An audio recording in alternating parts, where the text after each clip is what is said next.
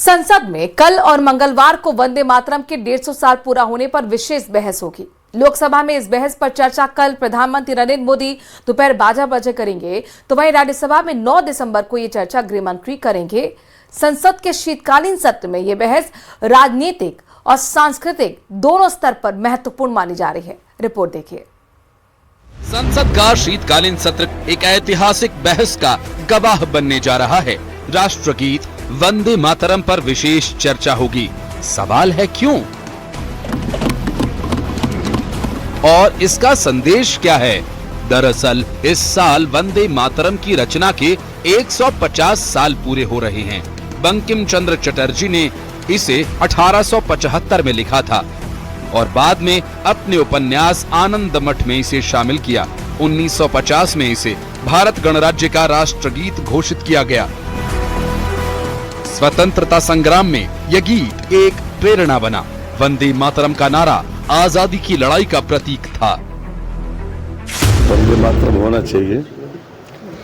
वंदे मातरम तो आजादी दिलाने वालों का एक बहुत प्रिय गीत था और आजादी के बाद जो व्यवस्था बनी है उसके हिसाब से राष्ट्रीय गान और राष्ट्रीय गीत ये दोनों ही हमारे लिए बहुत ही आदरणीय है और हम हर पूरी सम्मान के साथ इसको विधानसभा में भी हो रहे हैं और हमें अभी माननीय योगी जी ने भी इसके बारे में काफी कुछ कहा। सरकार का कहना है कि ये चर्चा सिर्फ गीत तक सीमित नहीं होगी, बल्कि भारत की सांस्कृतिक जड़ों, स्वतंत्रता आंदोलन की उस भावना को भी उजागर करेगी जिसने देश को एक सूत्र में बांधा।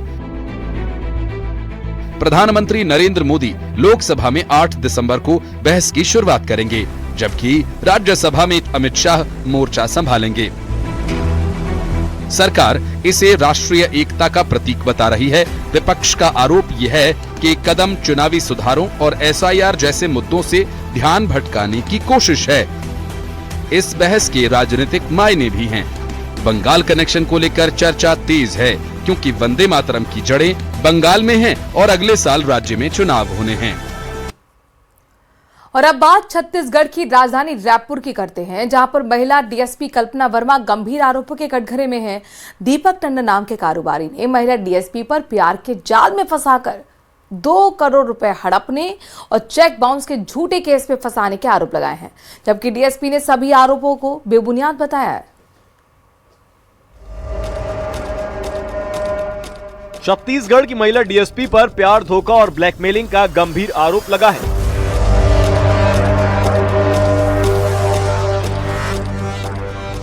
कारोबारी दीपक टंडन और उनकी पत्नी बरखा टंडन ने डीएसपी कल्पना वर्मा पर 2 करोड़ रुपए से ज्यादा की रकम लेने का आरोप लगाया है।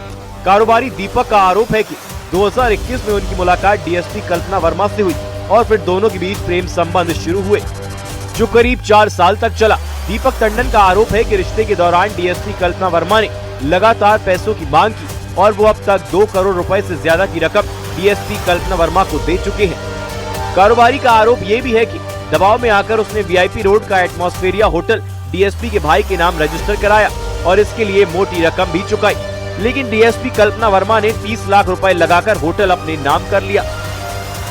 देखिए, 2021 में कल्पना वर्मा का मेरा मुलाकात हुआ था होटल वेलकम सी में और आना जाना लगा रहता था। उस बीच में महासमुंद में पोस्टेड थी। वो महासमुंद पोस्टेड होने के बाद फिर माना सीएसपी बन के आई तो बहुत ही क्लोज हो गया। क्लोज होने के बाद आपसी संबंध बना। संबंध बनने के बाद उठना बैठना खाना पीना ऐसा चलता रहा घंटों भर, 2-2, 3-3 घंटे, 5-5 घंटे मेरे होटल में बैठती थी आकर वो। और इस बीच में उनका भाई बेरोजगार था तो राकेश वर्मा, वो बोले कि मेरे भाई के लिए कोई जॉब ढूंढो या तो बिजनेस करवाओ।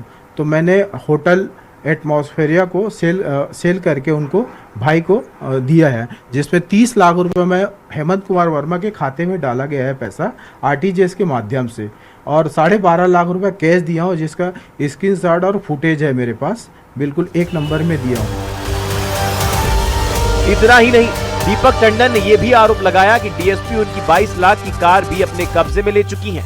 आरोप है कि डीएसपी कल्पना वर्मा ने दीपक टंडन पर अपनी पत्नी को तलाक देने और शादी का दबाव बनाया, लेकिन तब दीपक ने तलाक देने से मना कर दिया और अपने पैसे वापस करने की मांग की तो विवाद बढ़ गया।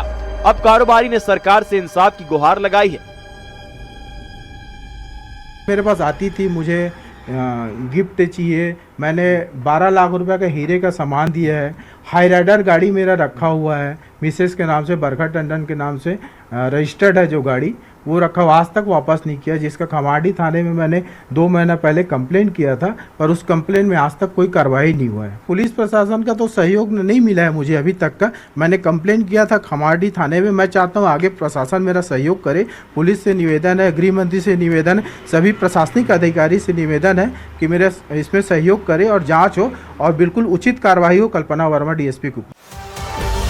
उधर कारोबारी दीपक टंडन की पत्नी का आरोप है कि डीएसपी कल्पना वर्मा ने होटल के नाम पर 45 लाख रुपए के चेक भी लिए थे।